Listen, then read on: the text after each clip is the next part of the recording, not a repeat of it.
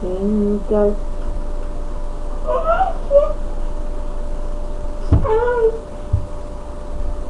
Ayan, naka-video.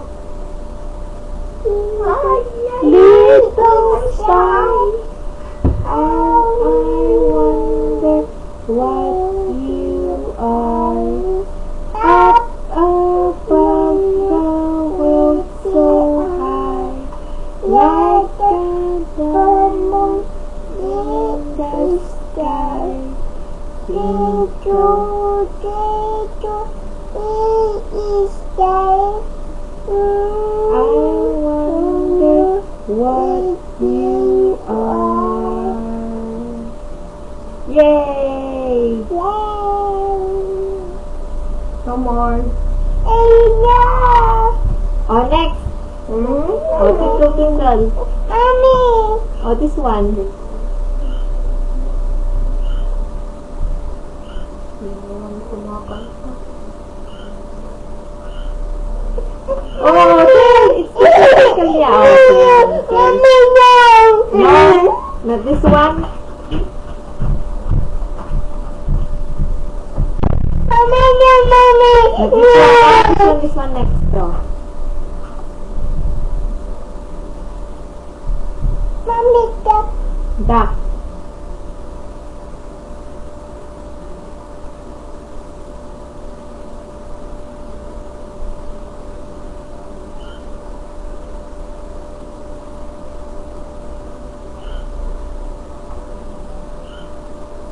Duck.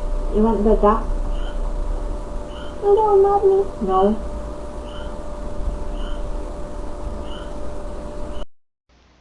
Hi mga mamis! Ayan yung nakalkal kong pinakalumang video ng aking isa sa mga anak. Actually, nag-aaway sila dyan, pero kailangan ko maging poise pa rin. Tulad dito sa picture. 'Di ba? Bilang isang ina, kailangan kang maging cool. So, hi everyone! This is your minimalist mom. I just want to share my life. Yan. Hindi buong life talaga ito, pero siguro 1/4 lang ng aking life ito. Bilang isang ina. Ayan. So, bilang isang ina, kailangan mo talagang gugulin ang iyong time, energy, at lahat. Yeah, buong buhay mo sa mga anak mo. Bilang isang ina, kailangan na andyan ka palagi sa kanila. At ikaw ang magiging strength nila. Ikaw ang magiging foundation at lahat-lahat na. Ayan, para sila'y lumaking maayos, masaya, ganyan. Although may mga pressure din, may mga away konti, ayan, di naman lagi masaya, pero bilang isang ina, naandyan ka para gabayan sila lagi. Ayan, ang mga tatlong chikiting ko na nung maliliit pa sila, hanggang ngayon naman cute pa rin. Ayan, bilang isang ina, pag wala ka sa picture, wala ka sa mga picture, ibig sabihin, isa lang ibig sabihin yan pag wala ka naman sa mga pictures, 'di ba? Ikaw ang kanilang photographer. Oh, 'di ba?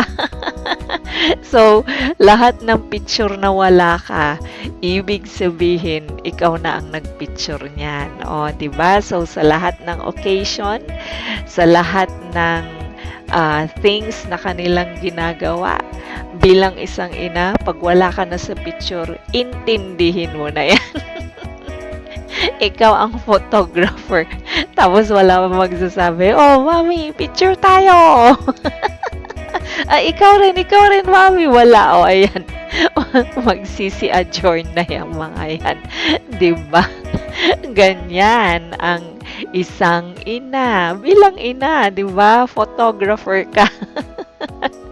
O, di ba? Maski sa anumang okasyon, pag sabi, picturean mo kami, demanding pa, no? Ayan, kailangan may picture sila. At syempre, ikaw ang kukuha niyan. O, so kung absent ka sa picture, ibig sabihin, ikaw ang photographer. Ayan, bilang isang ina, pag ikaw ay kukulitin at kukulitin nila, abay makikulit ka na, 'di ba? Kasi hindi mo lang alam, baka naman mas makulit ka nung ika'y bata pa. Kaya tayo lagi napapagalitan ng ating mga magulang, no? Baka mas makukulit pa tayo. Ayan. So, bilang isang ina, ayan, tatayo ka ring, alam mo yon, yung parang father figure, lalo na ng mga boys mo. Ayan. So, mangungulit at mangungulit yung mga yan. Nung time na yan, nagpapabili na ng something yung dalawang yan. Papunta pa lang kami to somewhere. At pati, ang aking apo, bilang isang ina, di ba? Kukulitin ka rin yan. So, kailangan humanda ka every time they're around. Bilang isang ina, magiging doctor ka rin, magiging nurse, di ba? So, kailangan mo silang alagaan pag meron silang sakit na iniinda. So, alam mo yon, 24 hours kang hindi makakatulog.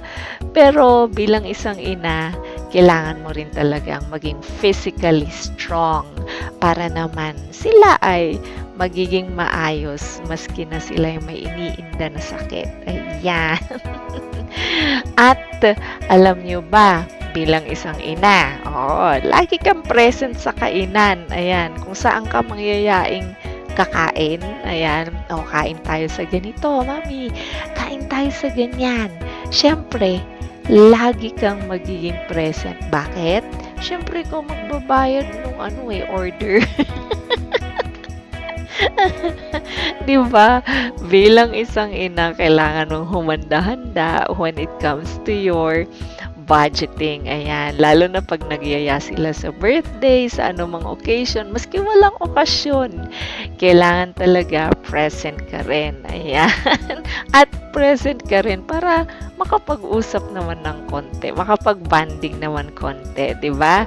O bilang isang ina, alam nyo ba sa pasyalan, kailangan naandun ka rin. Alam mo yun, maski nakakapagod, ay nako, ito talaga yung kailangan talaga magpalakas ka sa anumang okasyon. Ayan, mapa-birthday man, mamamasyal ka man. Ayan, lalo na pagka ang kasama mo ay ang energetic na apo. Oh no, kung saan-saan ka dadalhin yan. Sasabihin, auntie kasi ang tawag sa akin, hindi lola. Ayaw niya akong tawagin lola kasi bata-bata pa raw ako, ganyan. So, mangungulit yung mga yan, di ba? O, punta tayo sa mga ganito, mami. Alam mo, ang mga bata ngayon very energetic, mapa-COVID man o walang COVID yan. Yayayain ka. Kailangan, bilang isang ina, present ka sa mga pasyalan, ganyan, sa mga events sa buhay. O, yan. So, pag hindi ka nakakadalo, minsan hindi ka nakakapasyal with them, medyo may tampo-tampo yung mga yan. Pero, hindi naman talaga matampuhin ang aking mga anak. They're still happy yan. Pero, kailangan talaga nila akong kinokontak, ganyan, tinatawagan. Yun din ang perks ng isang ina, di ba? O yan, bilang isang ina, magiging maligalig ka pagkakasama mo ang mga bata na mamasyal kung saan-saan. Ayan. Alam mo yun, pasyandero sila eh. Kasi bilang isang ina ako, mahilig din mamasyal. Kaya kailangan present din. Bilang ina, present ka rin sa pasyalan, ganyan. Kasi sa kanila mo talaga madi-discover saan pwedeng pumunta, ganyan. Alam mo yun, nagdi-discover sila, nag-google sila kung saan-saan, di ba? Pwedeng pumunta. Ayan. So, bilang isang ina, syempre, makipasyal ka naman sa kanila. At eto na nga, nangungulit ang apo ko, bilhin daw namin to. Ayan lang na naman tayo, di ba? Ay, nako. Bilang isang ina, kailangan naroon ka rin sa tagumpay ng iyong mga anak. Ayan. So, I'm really proud of this, yung mga children ko kasi, alam mo, naso-surprise ako yung may mga awards sila, graduate na pala sila, ganyan. So, sabi ko, wow, ang bilis ng panahon, di ba? At saka, may mga awards sila. Doon ako na, alam mo yon, yung uh, without any effort sa mga homework or what, pero you know, I'm being proud of them because bilang isang ina, naroon ka rin sa mga tagumpay na kanilang inaasam, di ba? And of course, bilang isang ina, nandun ka rin pag nagsiselfie sila. Ayan, o selfie, mami. Ganyan, hindi ako nawawala sa kanilang selfie, especially pag kompleto kami. Ganyan, kompleto sa pasyalan, sa kainan, sa anumang okasyon. They love taking selfies at hindi mawawala ang mami, ganyan. Pag hindi ka naka-pay attention, pagagalitan ka pa, ganyan. O mami, dapat gandahan kasi selfie mo to. O, di ba? Ayan, mahilig mag-selfie ang aking mga anak. Bilang isang ina, sa pagpapagupit at pagpapaganda, kailangan present ka rin. Ayan. So, they wanted assurance sa kanilang magulang, sa kanilang nanay kung, okay na ba ito, mami? Maganda na ba ito? Ganyan. Is my hair like this, like that? Ganon. Kailangan nila talaga ng assurance. Alam niyo yon, maraming nagagawa bilang isang ina. Hindi lang mga to, di ba? Ay, naiiyak tuloy ako. Ayan.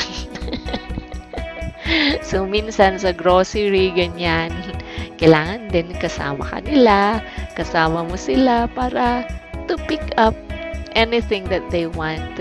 So, bilang isang ina, lahat ng okasyon at lahat ng gagawin nila sa buhay, naroon ka. Yan ang kwento ng aking buhay, mga mamshis. So, kayo, kung may kwento rin kayo, ay i-share nyo rin, di ba? At para naman ma-inspire ang ibang nanay na magtagumpay bilang isang ina. Kayo, anong mga kwento nyo? I-share nyo rin sa amin. At ito ang yung minimalist mom na nagsasabi, Happy Mother's Day sa lahat ng nanay na nagtatagumpay sa buhay dahil sa kanilang mga anak. God bless us all and I'll see you again. Bye!